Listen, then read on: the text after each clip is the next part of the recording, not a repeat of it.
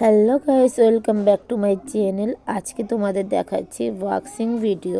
তো গাইস, আজকে কিন্তু দেখাবো তোমাদের দুটো ওয়াক্সিং। তো দুটোই একদম ডিফারেন্ট, একদমই আলাদা।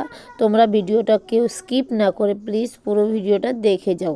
কারণ যারা তোমরা পার্লারে না গিয়ে বাড়িতেই ওয়াক্সিং করতে চাও বা হেয়ার রিমুভ করতে চাও আন্ডার আর্মের, তো সেক্ষেত্রে কি হবে, এই ভিডিওটা দেখলে তোমাদের খুবই উপকার হবে। তো চলো ভিডিওটা দেখতে থাকো।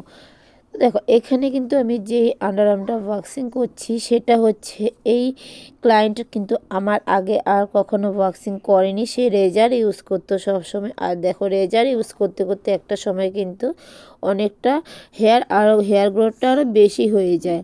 তো সেক্ষেত্রে যদি তোমরা ওয়াক্সিং করো তাহলে কিন্তু তোমাদের হেয়ার গ্রোথ ধীরে ধীরে কমে যাবে। তার কারণ হচ্ছে, দেখো, যখন ব্লেড দিয়ে রেজার ইউজ করা হয়, রেজারে তো ব্লেড লাগানোই হয়, তো সেক্ষেত্রে কি হয়, হেয়ারগুলো কিন্তু ভিতর থেকে আসে না, উঠে আসে না, সেগুলো গোড়া থেকে কেটে ওঠানো হয়, রিমুভ করা হয়।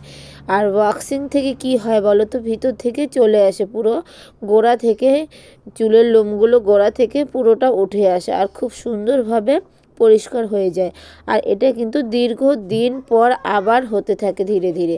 আর রেজার ইউজ করলে, তোমরা যারা যারা রেজার ইউজ করো তারা আশা করি সকলেই জানো যে সপ্তাহ বা 15 দিনের মধ্যে কিন্তু আবার পুরো হেয়ার চলে আসে। তো তোমরা ওয়াক্সিং কিন্তু করে নিতে পারো। আর ওয়াক্সিংয়ে করার জন্য দেখো, এখানে যাদের একটু লং হেয়ার থাকবে, যাদের হেয়ার লম্বা থাকবে, সেক্ষেত্রে ওয়াক্স লাগানোর আগে তোমরা এই জিনিসটা অবশ্যই একটু করে নেবে। তার কারণ যখন হেয়ার অনেকটাই লম্বা থাকবে সেক্ষেত্রে কিন্তু ওয়াক্স অনেকটাই বেশি প্রয়োজন হবে, বা গোড়াতে কিন্তু খুব ভালো করে লাগবে না। সেক্ষেত্রে তোমরা কিন্তু অনেক লং হেয়ারে কিন্তু তোমরা একটু কাটিং করে নিতে পারো, একটু কেটে ছোট করে নিলে দেখবে খুব সুন্দরভাবে কাজটা হয়ে যাবে। তো এই ভিডিওটা